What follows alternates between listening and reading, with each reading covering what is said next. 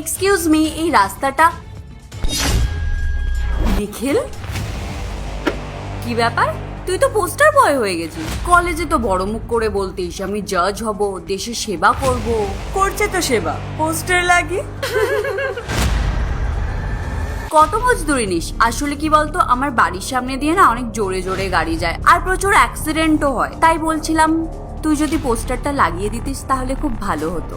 তোমরা এখন এখান থেকে যাও, আমি একটা কাজ করছি, আমায় ডিস্টার্ব করো না। নিশা, বিরক্ত করিস না বেচারাকে, ওর মালিক এসে বকবে নয়তো।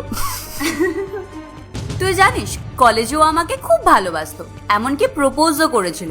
আমি না বলে দিয়েছি। ভালোই হয়েছে, না হলে ওর সাথে পোস্টার গার্ল হয়ে যেতে হতো। কিন্তু ভাই আমি তো এটাই বুঝতে পারছি না যে ওর কি এমন প্রবলেম হলো যার জন্য ওকে এইসব কাজ করতে হচ্ছে। কর্মা ব্রো, খুব অহংকার ছিল ওর মধ্যে। আমি রিজেক্ট করবার পর আমাকে বললো তোমার থেকে বেশি সাকসেসফুল হয়ে দেখাবো। কম্পিটিশনটা না সমানে সমানে হয়। তোর এখন আমার সামনে দাঁড়ানোর কোনো যোগ্যতাই নেই। ছেড়ে দে না ভাই, ওর সাথে কথা কেন বলছিস? যার কথা বলার যোগ্যতা নেই সে কম্পিটিশন কি চাই করবে? খুব কষ্ট হয় না যখন স্বপ্নগুলো চুরমার হয়ে যায়? কোনো ব্যাপার না, আমি আমার দাদার সাথে কথা বলে তোকে একটা ভালো কাজ জুটিয়ে দেব। কিন্তু তার আগে তোকে আমার কাছে ক্ষমা চাইতে হবে। ঘ্যাম দেখেছিস ওর? কোনো উত্তরই দিচ্ছে না। ওর ঘ্যামের জন্যই তো পোস্টার লাগাচ্ছে আজ। ছেড়ে দে না, তোর কোনো দরকার নেই ওকে সাহায্য করার। আমি তো চাইছিলাম ওর ভালো হোক, কিন্তু ভগবান হয়তো এটাই চাই যে ও রাস্তা রাস্তায় ধাক্কা খাক। So enjoy.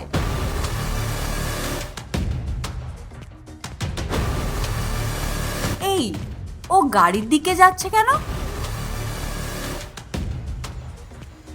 যে লোকটা তোমরা ব্যঙ্গ করছো জানো সে কে? হ্যাঁ জানি, পোস্টার বয়। কলেজে আমাদের সাথেই পড়তো, আর এখন রাস্তায় রাস্তায় পোস্টার লাগাচ্ছে। কিন্তু এটা বুঝতে পারছি না গাড়িটা কার।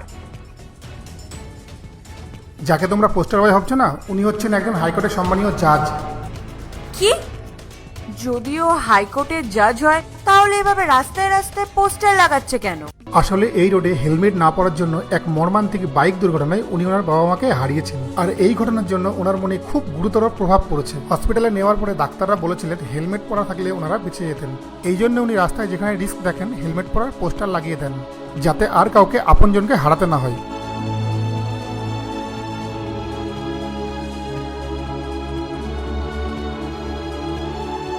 এত বড় একজন মানুষ হওয়ার পরেও ও আমাদের এতগুলো বাজে কথা শোনার পরেও আমাদের কিছু খারাপ কথা না বলেই চলে গেল। সেদিক থেকে দেখতে গেলে তো নিশা জিতে তো তোর থেকে অনেক আগেই আছে।